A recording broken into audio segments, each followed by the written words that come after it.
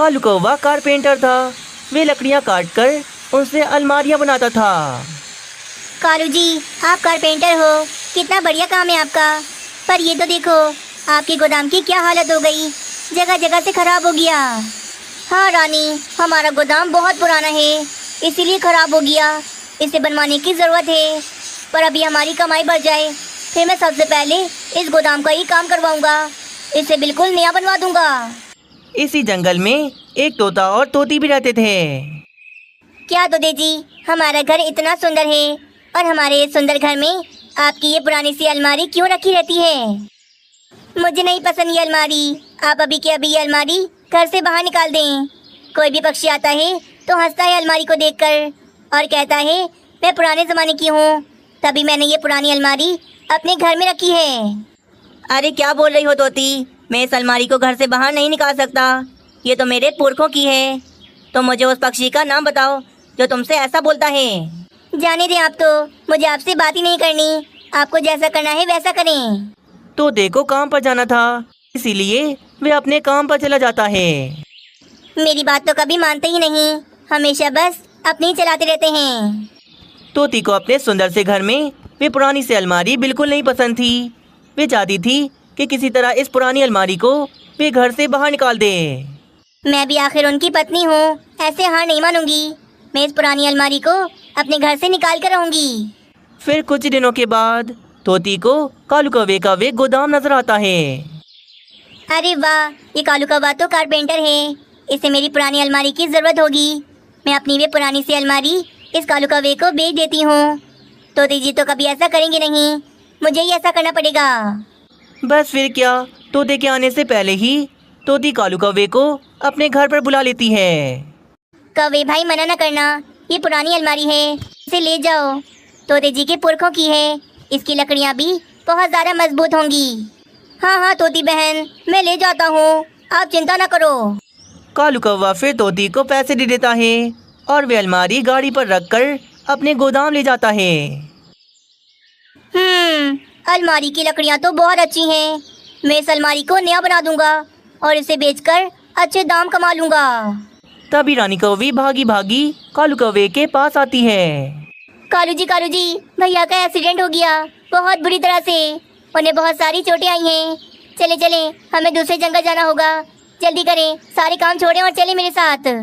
अरे बाप रे, ये कैसे हो गया? बेचारे कितने तकलीफ में होंगे। चलो चलो, हम थोड़ा सामान भी ले जाते हैं, क्या पता वहाँ रुकना पड़ जाए। बस फिर कालू कौवा और रानी कौवी फौरन से अपना सामान लेकर दूसरे जंगल चले जाते हैं। हाँ, आज तो बुरी तरह से थक गया। उल्लू सेठ ने कितना काम करवाया मुझसे। तभी तोता देखता है कि उसके पुरखों की अलमारी घर में नहीं होती। अरे अरे, लगता है तोते जी को पता लग गया कि मैंने उनके पुरखों की अलमारी बेच दी। बाप रे, अब तो बुरी तरह से डांटेंगे। तोती, अलमारी कहाँ है? मेरे पुरखों की अलमारी कहाँ चली गई? तोते जी, मैंने आपसे कहा था कि आप अपने हाथों से ये पुरानी अलमारी घर से बाहर निकाल दो, पर आपने मेरी बात नहीं मानी। इसीलिए मैंने कालू कारपेंटर को बुलाकर आपकी वे पुरानी अलमारी उसे बेच दी। क्या तुमने वे अलमारी बेच दी? अरे रे पागल कहीं की, मैंने तुम्हें मना भी किया था कि मेरी अलमारी को हाथ न लगाना। तुमने वे अलमारी क्यों बेची? इतना गुस्सा क्यों हो रहे हैं? एक पुरानी सी सड़ी हुई अलमारी थी। सारे पक्षी अपने घरों से पुराना सामान निकाल कर बेच देते हैं, मैंने भी ऐसा ही किया। पता नहीं आपको उस अलमारी से इतना क्यों लगाव था। तुम कभी नहीं समझ सकती मेरी बात। वे अलमारी मेरे लिए बहुत कीमती थी, तुमने उसे क्यों बेच दी? अब तो बिक गई, अब वापस नहीं आ सकती, इसीलिए आप चुपचाप हाथ मुँह धो, मैं आपके लिए भोजन लेके आती हूँ। तोती, मुझे अभी कालू कारपेंटर का पता बताओ, उसका गोदाम कहाँ है? मैं जाऊँगा और वे अलमारी लेके आऊँगा। नहीं, मैं नहीं बताऊंगी, वरना वे सड़ी हुई अलमारी हमारे घर में वापस से आ जाएगी। अरे बता दो यार, वे अलमारी हमारे लिए बहुत कीमती है। बताओ जल्दी, कालू कारपेंटर का गोदाम कहाँ है? पता नहीं क्या है उस अलमारी में, मैं तो परेशान आ गई हूँ। चलें, मैं आपको लेके चलती हूँ। तोती फिर तोते को कालू कारपेंटर के गोदाम के पास ले जाती है। अरे ये क्या, गोदाम तो बंद है, इसे तो ताला लगा हुआ है। मुझे क्या पता कि गोदाम में ताला क्यों लगा हुआ है, वैसे तो ये गोदाम हर वक्त खुला रहता है। अरे रे, वे गोदाम तो बंद करके भागेगा ही। उसके हाथ खजाना जो लग गया। हाय, अब तो मैं पागल हो जाऊंगी। आपको क्या हो गया है? उस सड़ी हुई अलमारी को आप खजाना क्यों बोल रहे हो? हाँ भाई हाँ, उस अलमारी में खजाना ही था। मेरे पिताजी ने अपनी जायदाद से मुझे हिस्सा दिया था और वे हिस्से के पैसे मैंने उस अलमारी के अंदर रखे थे। मैंने सोचा था जब हम बूढ़े हो जाएंगे और जब हमारी हड्डियाँ काम नहीं करेंगी तब मैं वे पैसे निकालता और वे पैसे उस समय हमारे बहुत काम आते। मैंने इसीलिए तुम्हें भी ये बात नहीं बताई थी, वरना अगर ये बात मैं तुम्हें बता देता तो तुम अभी ही सारे के सारे पैसे खर्च कर देती। क्या क्या सच में आपने उस अलमारी के अंदर बहुत सारे पैसे रखे थे? भाग गया वे कौवा, मेरे पैसे लेकर भाग गया। भला किसी को एक साथ इतने सारे पैसे मिलेंगे तो वे ईमानदारी दिखाकर पैसे वापस थोड़ी ना करेगा। मेरे पैसे लेकर भाग गया, मैं लूट गया, मैं बर्बाद हो गया। आपने ये क्या किया? मुझे पहले क्यों नहीं बताया? अगर आप मुझे पहले बता देते तो मैं ऐसा क्यों करती? तोते को कालू कौवे पर बहुत ज्यादा गुस्सा आ रहा था। वे एक बड़े से हथौड़े से कालू कौवे का वे पुराना सा गोदाम तोड़े जा रहा था। तोड़ दूंगा, पूरा गोदाम तोड़ दूंगा। वे चोर कौवा मेरे पैसे लेकर कैसे भागा? हथौड़े मार मार कर वे गोदाम का दरवाजा आखिरकार तोड़ देता है। तभी तोते को सामने उसकी वे पुरानी सी अलमारी रखी हुई नजर आती है। अरे मेरी अलमारी तो यहीं पर है, क्या पता मेरे पैसे हो इसके अंदर। तोता फिर अलमारी को खोलता है। वे देखता है उसके सारे के सारे पैसे तो वैसे के वैसे ही रखे हुए थे। तोते जी, आप बिला वजह कौवे भाई पर इल्जाम लगा रहे थे। कितनी गलत बात है, आपने तो उनके गोदाम का दरवाजा भी तोड़ दिया। हाँ, गलती तो मुझसे हुई है, मैंने गुस्से में आकर इतना गलत किया। वे कौवा तो ईमानदार निकला, वे तो मेरे सारे पैसे ऐसे के ऐसे ही छोड़कर चला गया। कालू कौवा जब उस अलमारी को खोलता है तो वे देखता है उस अलमारी के अंदर तो काफी सारे पैसे रखे हुए थे। अरे बाप रे, लगता है तोती बहन के इतने सारे पैसे अलमारी के अंदर रह गए। मुझे वापस करने होंगे ये पैसे। मैं अभी जाता हूँ और ये सारे पैसे तोती बहन को वापस दे के आता हूँ। तोते को बहुत ज़्यादा बुरा लग रहा था और वे अपनी गलती को दूर करने के लिए रंग के डिब्बे लेके आता है और वे कालू कौवे के पुराने गोदाम में रंग करना शुरू कर देता है। फिर अगले दिन सुबह तोता कालू कौवे के गोदाम को रंग करके बिल्कुल नया बना देता है। फिर थोड़ी देर के बाद जब कालू कौवा और रानी कौवी वापस अपने गोदाम में आते हैं तो अपने गोदाम को बिल्कुल नया देखकर वे बहुत ज़्यादा खुश हो जाते हैं और इस तरह कालू कौवे को उसकी ईमानदारी का फल मिलता है। अरे ये क्या, दो आम, पर ये है किसके? यहाँ पर तो मुझे कोई नजर नहीं आ रहा। दोनों आमों पर कुछ लिखा हुआ था, परंतु सोनू चिड़े को पढ़ना नहीं आता था, इसीलिए वे पढ़ नहीं पाता। लगता है ये दो आम किसी के गिर गए होंगे। चलो कोई बात नहीं, मुझे मिल गए, मैं इसे घर ले जाता हूँ। दोनों आम उठाकर सोनू चिड़ा फिर घर चला जाता है, पर वे सोनू चिड़ा बहुत ज़्यादा गरीब था, उसके पास भोजन के पैसे नहीं होते थे। उसकी नौकरी भी कुछ दिन पहले ही चली गई थी। आ गए सोनू चिड़े आप। ये देखें, बहुत कम दाल बची थी, इसीलिए मैंने इसमें पानी मिलाकर इसे ज़्यादा कर दी।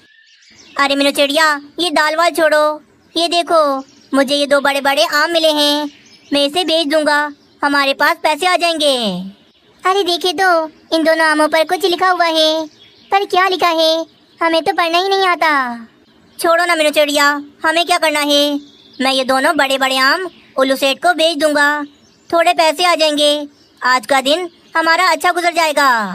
मीनू चिड़िया ये बात सुनकर खुश हो जाती है। फिर थोड़ी देर के बाद सोनू चिड़े के घर पर उल्लू सेठ आ जाता है। क्या बात है भाई, मुझे अचानक ऐसे क्यों बुलाया? ऐसा भी क्या खजाना हाथ लग गया जो मुझे बेचना चाहते हो? अरे उल्लू सेठ, हमारी कहाँ किस्मत ऐसी, हम तो गरीब पक्षी हैं, हमें भला खजाना कहाँ से मिलेगा? हमारे पास तो बस ये दो बड़े बड़े आम हैं, ये दोनों आम आप हमसे खरीद लो और बदले में हमें पैसे दे दो। उल्लू सेठ फिर उन दोनों आमों को गौर से देखने लगता है। आगे की कहानी देखने से पहले वीडियो को एक लाइक ज़रूर कर दें। अरे इन दोनों आमों पर ये क्या लिखा हुआ है? ये आम जो भी खाएगा वे जंगल का महाराज बन जाएगा, और ये वाला आम जो भी खाएगा उसे एक दिन बहुत सारा खजाना मिलेगा। दोनों आमों पर लिखी बात पढ़कर उल्लू सेठ तो काफी ज्यादा हैरान हो जाता है। अरे बाप रे, ये दोनों आम मुझे मामूली नहीं लगते। जरूर ये चमत्कारी आम हैं। उल्लू सेठ, वैसे इन दोनों आमों पर क्या लिखा हुआ है? हमें तो पढ़ना नहीं आता, इसीलिए आप बता दें। नहीं नहीं, कुछ खास नहीं लिखा मीनू चिड़िया, बस यही लिखा है कि ये दोनों आम बहुत ज्यादा मजेदार हैं। अच्छा, तो ऐसी बात है, फिर तो उल्लू सेठ ये दोनों आम आप हमसे जल्दी से खरीद लें। मीनू चिड़िया, मेरे लिए ये दोनों आम काट के रखो, मैं जरा अपने घर से पैसे लेके आया। परंतु याद रहे, इस आम का एक भी पीस मेरे अलावा कोई भी नहीं खाएगा। बस फिर उल्लू सेठ पैसे लेने के लिए घर चला जाता है। मीनू चिड़िया भी उल्लू सेठ के वे दोनों आम काटना शुरू कर देती है। फिर कुछ देर के बाद मीनू चिड़िया के दोनों बच्चे खेल कूद कर घर में आ जाते हैं। उस समय मीनू चिड़िया रसोई में थी और सोनू चिड़ा काम से बाहर गया हुआ था। अरे वाह, लगता है बाबा हमारे लिए ये आम लेकर आए। चलो भैया, जल्दी से हम दोनों खा लेते हैं, मम्मा ने हमारे लिए काट के रखे होंगे। उन बेचारे बच्चों को पता नहीं था कि ये आम तो बेचने के लिए हैं। वे बच्चे मज़े से आम के सारे पीस खाने लगते हैं। फिर कुछ ही देर के बाद उल्लू सेठ भी पैसे लेकर वे दोनों आम खरीदने के लिए आ जाता है। जल्दी से वे चमत्कारी आम खा लेता हूँ। अगर आम पर लिखी बात सच हो गई तो मेरे तो मजे आ जाएंगे। ले आओ भाई मीनू चिड़िया, उल्लू सेठ के कटे हुए आम ले आओ। मीनू चिड़िया जब आम की प्लेट देखती है तो वे तो पूरी खाली थी। हाय रे सोनू चिड़े, न जाने कटे हुए सारे के सारे आम कहाँ चले गए? क्या बोल रही हो मीनू चिड़िया? हमें तो वे आम बेचने थे, कहाँ गए आम? बाबा बाबा, हमें माफ कर दो, हमें लगा वे आम आप हमारे लिए लाए हो, इसीलिए मैंने और सोनू चिड़िया ने वे सारे आम के पीस खा लिए। क्या वे दोनों आम खा लिए? अरे ऐसा कैसे हो सकता है? वे आम तो मेरे थे, क्यों खाए मेरे आम? क्या सच में तुम दोनों ने वे आम खा लिए? अरे रे, ये क्या कर दिया? मैं वे आम बेचकर उल्लू सेठ से पैसे लेने वाला था। तुम दोनों से जरा सब्र नहीं होता, अगर वे आम बेच देता तो पैसे मिल जाते मुझे। उल्लू सेठ भी निराश होकर वापस अपने पैसे लेकर वहाँ से चला जाता है। बाबा, हमें क्या पता था कि वे दोनों आम आप उल्लू अंकल को बेचने वाले हो। अब वही पानी वाली दाल खानी पड़ेगी तुम दोनों की वजह से। मुझे अच्छे पैसे मिल जाते। बहुत गुस्सा आ रहा है मुझे तुम दोनों पर। क्या कर रहे हैं सोनू चिड़े? बच्चे हैं, कोई बात नहीं, अगर इन्होंने आम खा लिए तो। मीनू चिड़िया हट जाओ पीछे, मुझे बहुत गुस्सा आ रहा है। अब ये बच्चे खुद ही अपना पेट भरेंगे, ये मेरे घर में नहीं रहेंगे अब। चलो चलो, निकलो निकलो मेरे घर से बाहर। बाबा बाबा, हमें ना निकाले घर से, हमें माफ कर दें। सोनू चिड़ा नहीं मानता। वे गुस्से में अपने दोनों बच्चों को घर से बाहर निकाल देता है। क्या किया आपने सोनू चिड़े? माना कि हमारे बच्चे बड़े हो गए, पर अभी इतने भी बड़े नहीं हुए कि हमारे बगैर रह सकें।